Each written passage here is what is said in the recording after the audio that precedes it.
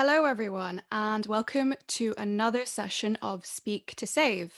Save as in Spiritual Abuse and Violence Eradication Project. I'm Mary Mahmood, and with me today, our guest is Julie Siddiqi, who is a mentor and consultant and gender equalities campaigner with a specific focus on Jewish Muslim relations and indeed other interfaith relations. She has a background in community grassroots work spanning 20 years. Julie was previously a member of the UK government's National Muslim Women's Advisory Group. She is the co founder of the Jewish and Muslim Women's Network, Nisa Nashim, and also co founder of the Open My Mosque, a campaign to highlight and speak about inequalities in UK mosques. Currently, Julie has recently set up Together We Thrive, which is a social enterprise dedicated to working with Muslim women, training and empowering them and mentoring them on how to tackle domestic abuses and other abuses within our communities. Great. That was quite a lot of work that you do, Julie. Firstly, thank you so much for joining me today. No, thank you for having me, and thanks for doing what you're doing. It's brilliant to see. Thank you. So, today we are going to be discussing spiritual abuse and violence.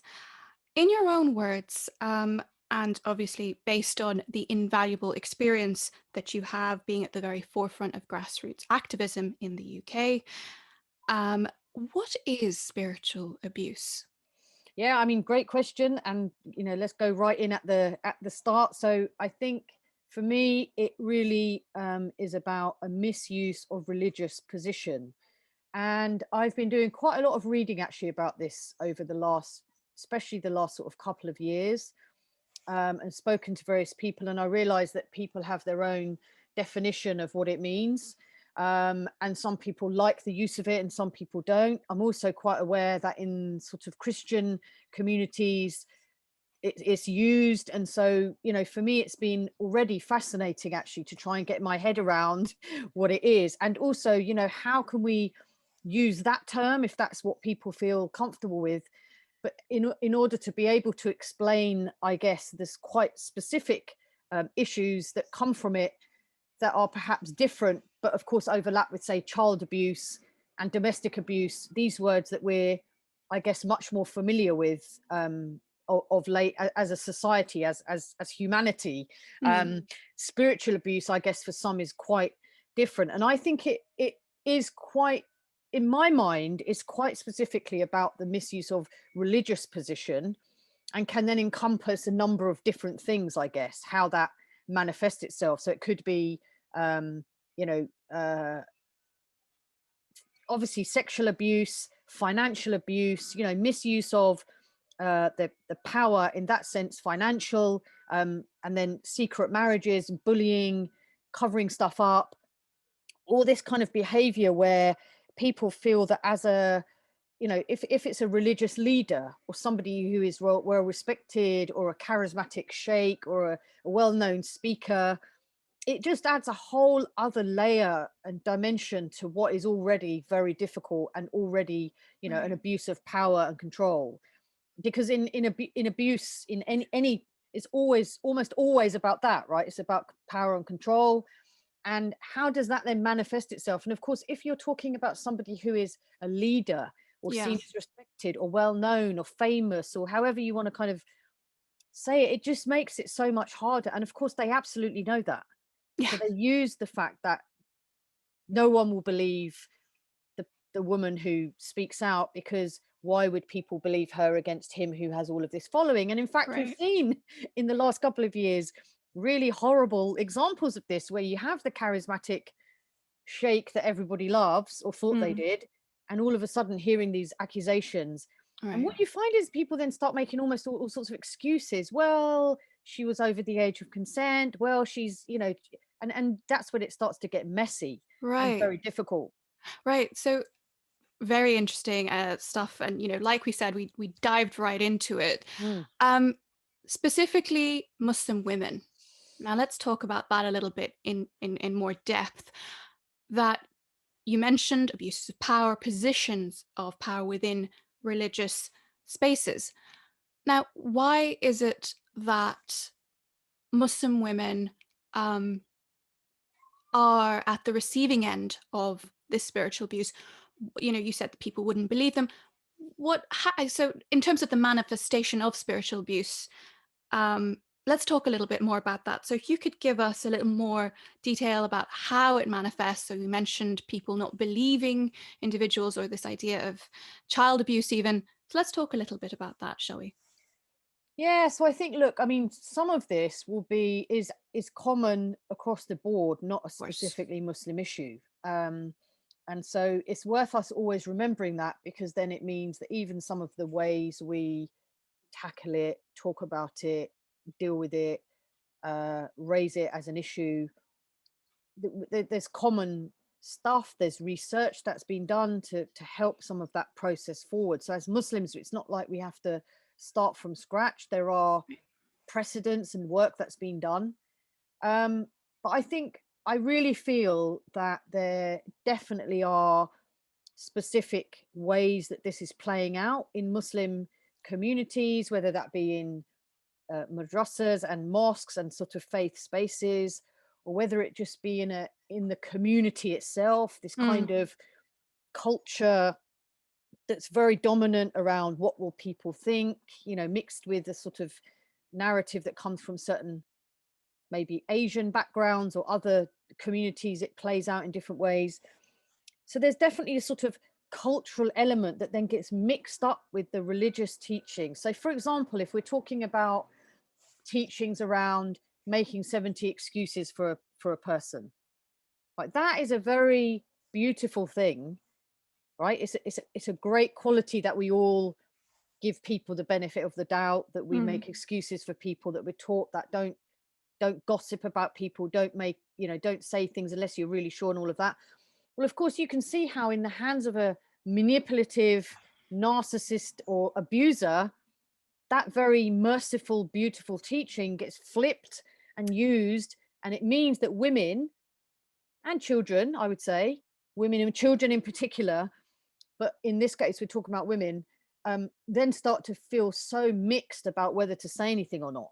mm, Because it's almost like, well, God doesn't want you to speak about this stuff because we're not allowed to speak about people. right. And you often have to judge someone well. And if it comes to issues around domestic abuse, abuse in the home between husband and wife, there's a sense that you have to respect your husband. There's a sense that you have to listen to your parents. So Mm, again, beautiful things, of course, in the right hands, but flipped around in dangerous hands, these things then mean that women keep quiet.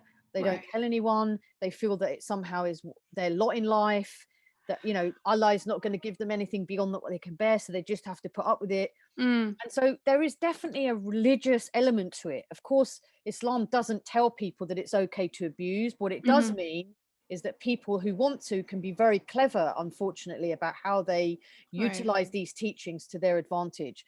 So I think we have, we can see it playing out certainly in homes, Mm, in the same way that in all communities, abuse is more prevalent in homes than it is elsewhere.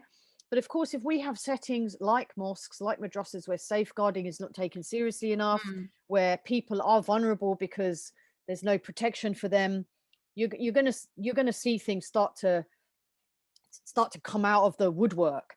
And completely. I actually also think that there is a specific issue around some of the groups that emerge in communities where you have charismatic sheikhs or peers, and some sort of, if you like, people often talk about tariqas and groups of Right. people.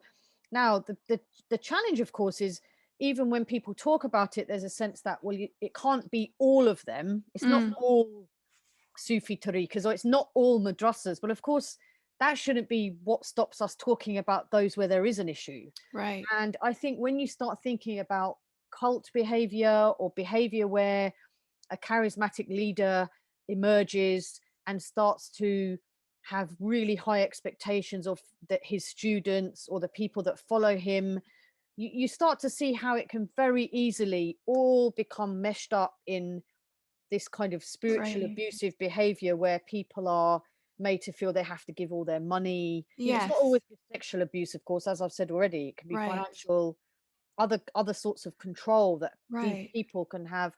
And because people are so in love with the person, or feel, is revered, it all becomes easier for that person. And of course, we know from research that abusers, how hard it is for us to get our head around, but we have to understand that people like this look for and create these positions for themselves, of course. Exactly. It's not a Exactly. coincidence that they happen to have all of these they kind of create a Hmm. position for themselves that makes it impossible for most people to recognize what's happening.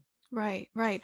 So, touched on a lot of really interesting points there, Julie. And if I may, let's talk a little bit about two things. Firstly, the intersectionality issue. So, as we mentioned, firstly, that religion and culture, it's quite a porous boundary between the two. And, cultures basically are, religions are couched in cultures. That's how you practice your faith, right? Yeah. So, with that in mind, and you mentioned the cultish attitude, you mentioned peers and this idea of tariqas. Now, from your work with Muslim women on the ground, and you, of course, indeed help mentor and empower Mm. many Muslim women across the spectrum, are there certain pockets or certain identities or backgrounds that are perhaps in your mind more vulnerable? And if not, what is the underlying um, commonality between the cases that you see? Of course, there would be cases of within the home, which you quite rightly mentioned, and then also within uh, faith-based communities. So if you could tell us a little bit about any underlying commonalities that you might find. Yeah, I mean, look, I've worked in community spaces for a long time, and it's only really in the last couple of years that I've really sort of dived back into thinking I wanted to work more specifically with Muslim women generally. And Hmm. then that's ended up becoming very much involved in this work. So it's really, Mm. for me, only been the last couple of years. I've always had an interest, always dipped in and out and tried to do my thing while concentrating on other things. But this for me now is a real focus. And what that's meant is that in the last 6 months or so, I've been open to hearing, seeing, being aware of what's going on the ground. And also, I would say, having the benefit of, however hard it is, listening to actually real testimony, real Mm. stories, and then trying to mix that with, okay, so how do I now take these voices, which are very powerful and very real, and use my uh voice, or my the confidence that I have to try and talk about this stuff? How do I do that in the best way without being overwhelmed and not wanting to do anything? Mm. um so it's tricky. And I guess a lot of the conversations I've had of late with women like this, who've been through things themselves or are working with others who have, Mhm. definitely more, I say, from an Asian background, purely because of the cohort of people that I've been working with. Quite a number of them quite young, in terms of, compared to maybe women I've spoken to over the years who've been older, who've perhaps taken longer to leave a relationship or to realize that they need to. Mhm. Actually, I would say I've had more conversations around the issues of domestic abuse, i.e., in the home, as opposed to the more general topic that we're talking about here, spiritual abuse, where we're talking about institutions. Because I actually don't think that that many women have spoken publicly about the issues around spiritual abuse, because of the layers of complexity, Mm. because there's only really now conversations basically like what you and I are having in a UK context, happening publicly in this way. I Right. think that the lockdown and the kind of the last year has been fascinating in terms of bringing out some of these things more, because Mhm. women are gathering online, there's all sorts of events happening, the voices are coming through. Muslim women are, have always been good at organizing and talking. I'm not saying that what we're doing is completely new, but I do Mhm. know what I've seen emerging in the last few months, years, where women are saying, right, we need to take this on. Mm. To wait for the, I suppose, male allies to do what we want them to do is going to take a lot longer. And actually, we need to take charge of this narrative. we need to create safe spaces for women to come through. So I Mhm. actually think that most of the conversations I've had have been around the more domestic abuse cases, because women coming forward talking openly about the experiences they've had with the sheikh or the institution is still relatively under the radar, I Mm. think. And so what will happen is, of course, as soon as more and more of these conversations like we're having now, and more spaces are created where people start to hear other people say the same things that have happened to them, Right. that creates what we need, which is then Exactly. people to then feel, oh my gosh, I literally thought it was just me. Because I Mm. spoke to a woman recently who had, had 3 children, had been in an abusive marriage.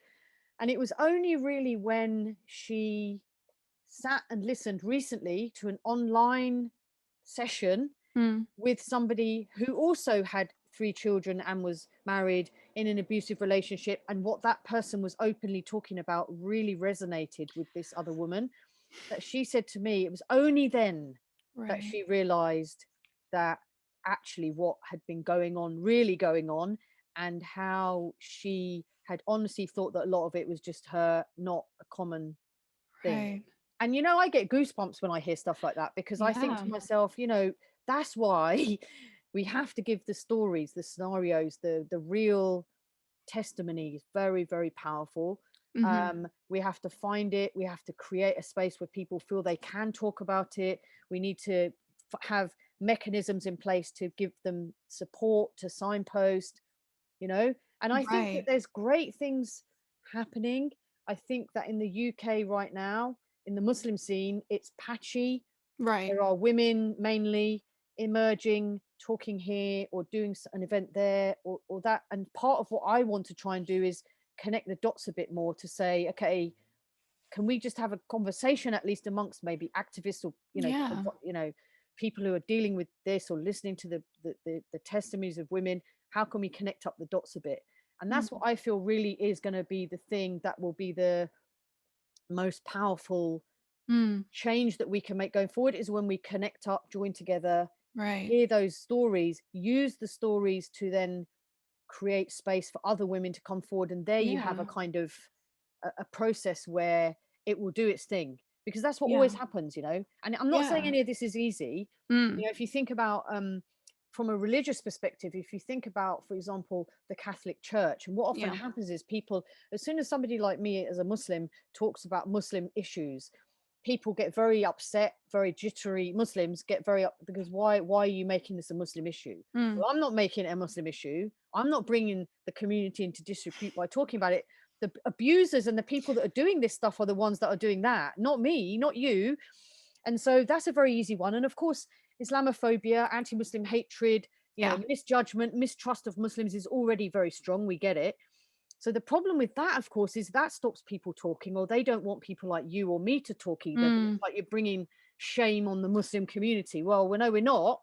These people are. What we're doing is Exactly. saying, we're not saying this is just a Muslim issue. And when people say to me, what about the Catholic Church? Say, what about the Catholic Church? The Catholic Church haven't dealt with this stuff well at all, in terms of abuse, cover ups, moving religious figures from one church to another and not doing anything. Now, if you're telling me that's our benchmark, is not our benchmark. We need to learn from Exactly. the mistakes that have been made there and not continue to do that. So I would say to people who say to me, because it's been said to me a lot, you know, Mm. and people will talk about how stuff's been covered up. Yeah, exactly. That's what we don't want to do. Like, we need to raise the bar higher and Completely. do it differently, right? I mean, And honestly, show justice and mercy, and not allow these people to continue to operate in that way.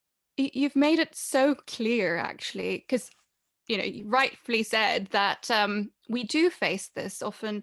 We're put in a tight position where, as campaigners or researchers or activists, whatever, in the community, we're told not to fan the flames of Islamophobia.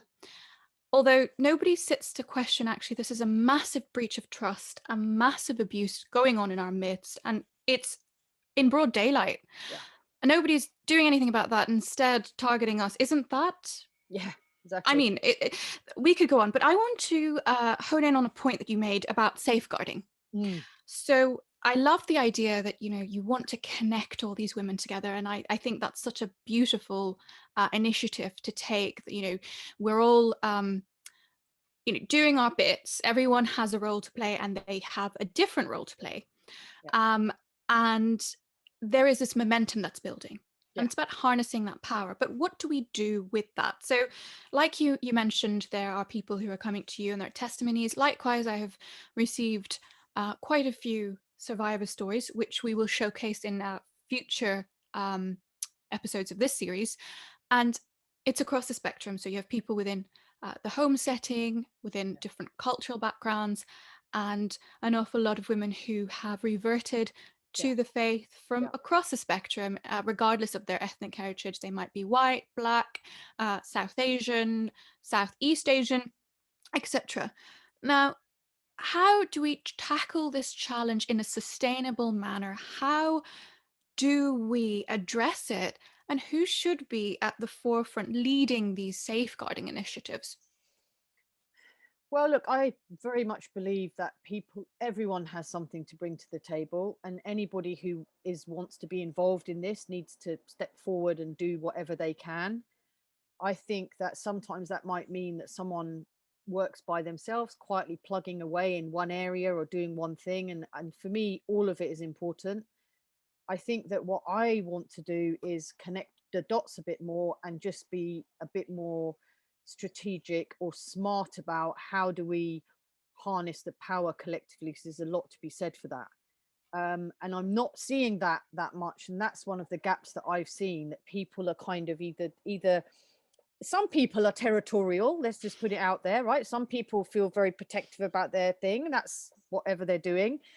I don't think everyone is like that at all. And if someone is like that, it's fine. Bismillah, do what you need to do. But for those people that are not, I think sometimes it's just a case of doing what they can with what they have, with whatever time they Hmm. have.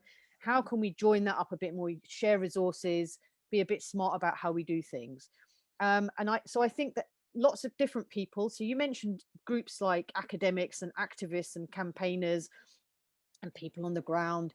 So people bring different things to the table. I would say the more we do, those of us that have already stepped into this space or have been in it a long time, for some people, they've been in around this space specifically a lot longer than I have. Hmm. How do we use their wisdom, the skills that they've developed, the thick skin that they've developed? Mm. Because when you're in this stuff, you have to have a thick skin, otherwise you can't do it, because it's affects you mentally, a lot.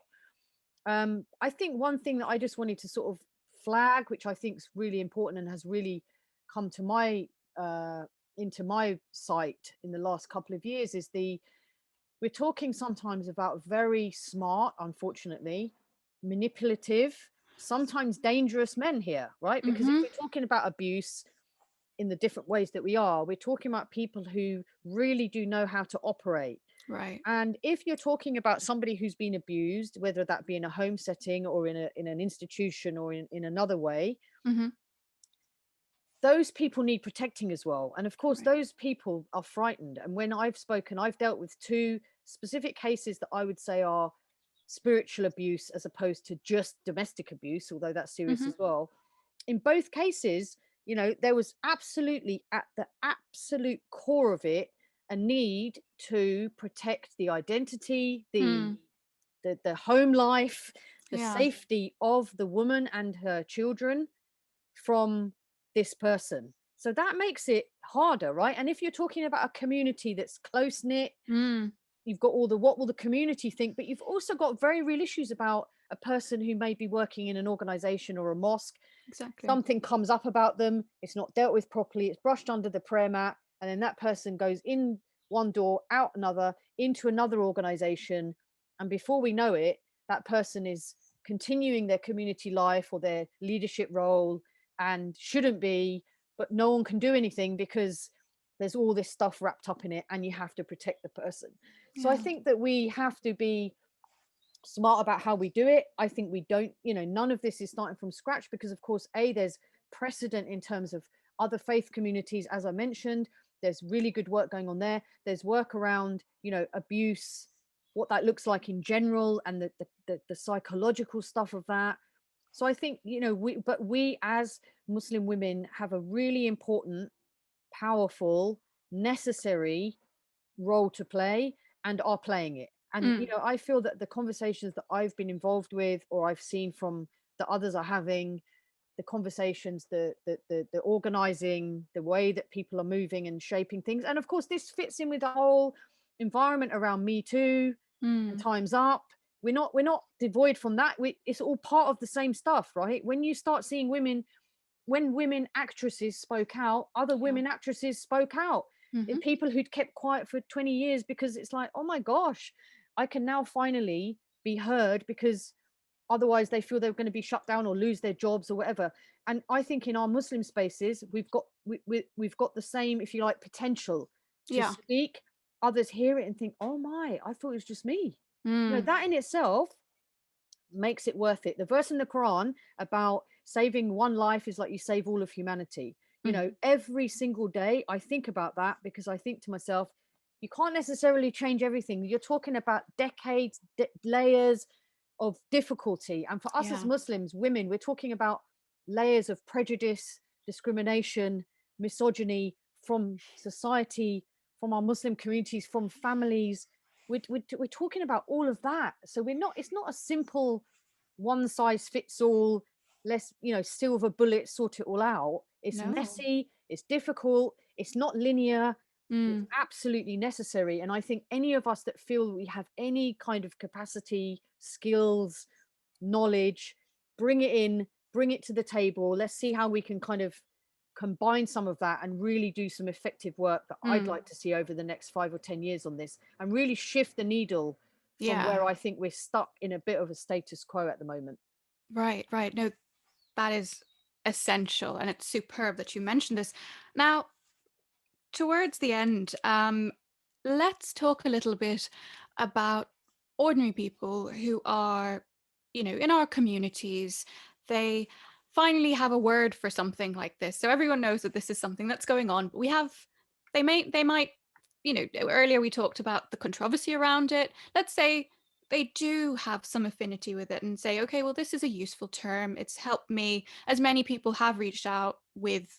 Earlier in this series, I did A to Z of spiritual abuse, and people thought, Mm, oh wow, this has saw that. really made me think. Yeah, it's very good. And I'm thinking now, those individuals Mm, who are well wishers, call them allies, call them part of our coalition, mhm.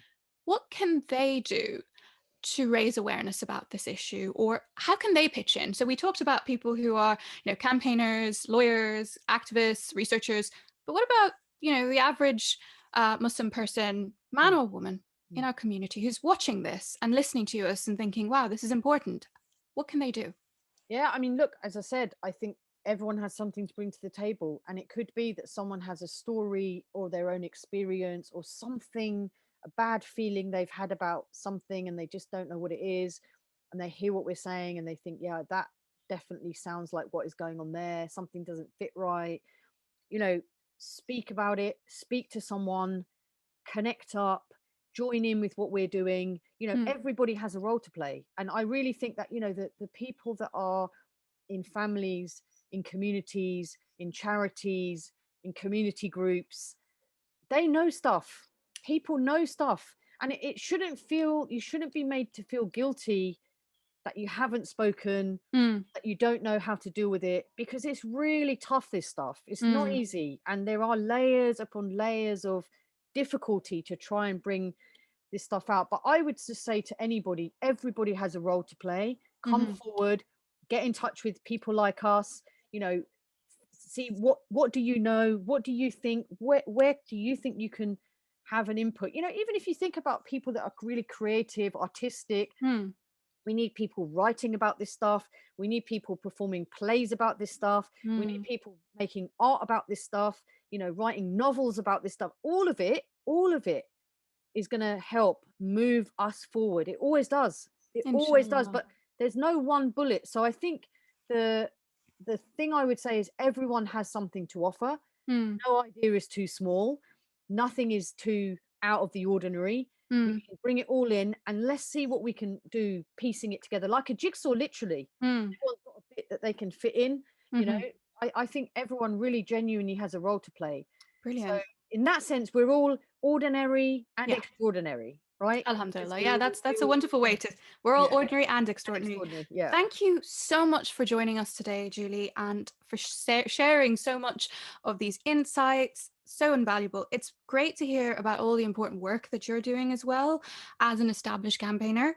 And before we close our discussion, is there anything that you'd like to add, or indeed any other bits of advice? I know you've just given us so much of your, Yeah. wonderful, wonderful offerings. But if there's anything that you'd like to say before we part ways. Yeah, so what I wanted to flag at some point, and this is my chance, I guess, is to Hmm. say that I think for whatever reason, I think in the UK we're behind where they are in the US on this topic, Hmm. um, around abuse and specifically around spiritual abuse. I want to mention three organizations that I've come across. Hmm. One is Hurma Project, so Mm. HURMA, founded by Dr. Ingrid Matson. They've got a good website, but also I would say quite specifically now a podcast, which is very accessible on all the platforms. They've got 4 episodes out, all of which are brilliant, very informative and built on research and Yeah. academic kind of rigor. That's one. In Sheikh's Clothing, Sheikh spelled SHAYKHS, so insheikhsclothing.org, Hmm. founded by someone called Darnish, and I can't remember the other person's name, but Darnish is the person I've spoken to. Yeah. Again, brilliant, deep, research based, evidence based, Islamically sound Mm. work that they've done over sort of 10 years. He's got expertise in cult behavior. Yeah.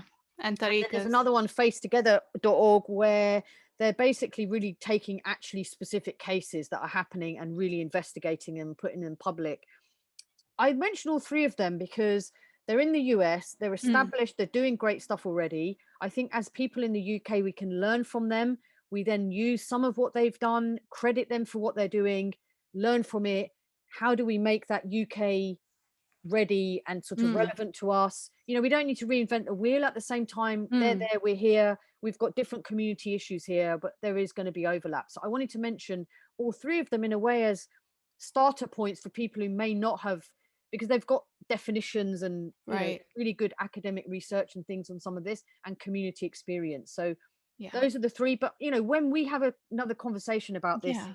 in 5 years time, I want to be able to give good websites of organizations like that here, Inshallah. where we have people like us have collaborated and made Mm. really good resources and places for people to report things Hmm. that are UK focused. I think that's what I'm Yeah. looking for in the next 5 years. Completely, completely, and likewise, this has been great. And just for those who are watching or listening, links to all three organizations will be provided in, I think, the description box below, because this will be on the YouTube channel. Once again, Julie, thank you so, so much for your contributions and for taking the time to speak to us and to our audience today. Thank you Well, so, so thank you, much. Mariam. Brilliant what you're doing. Thanks so much. Jazakallah khair.